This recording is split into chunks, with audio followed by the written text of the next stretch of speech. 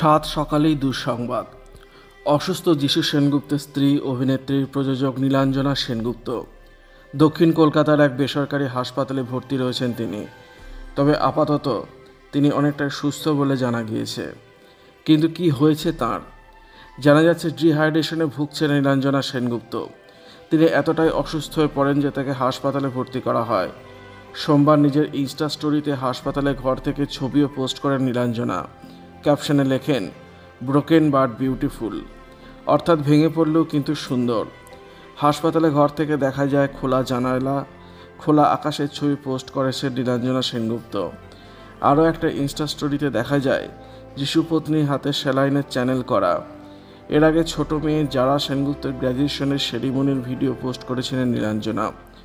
প্রসঙ্গত বহুদিন হলো অভিনয় দুনিয়া থেকে দূরেই রয়েছে নীলাঞ্জনা। তবে যিশু সেনগুপ্ত প্রযোজনা সংস্থাটি তিনি এখন দেখভাল করেন।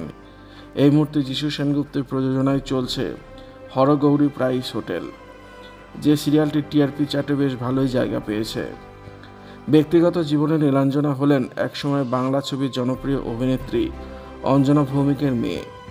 অভিনয় দিয়ে কেরিয়ার শুরু করেন নীলাঞ্জনা। একসময় বাংলা ধারাবাহিক ও ছবিতে অভিনয় করেছেন নীলাঞ্জনা। তার বোন চন্দনা শর্মাও অভিনেত্রী ছিলেন। 2004 সালে যিশু সেনগুপ্তের সঙ্গে সাত পাকে বাঁধা পড়েন নীলাঞ্জনা। তাদের দুই মেয়ে সারা ও যারা।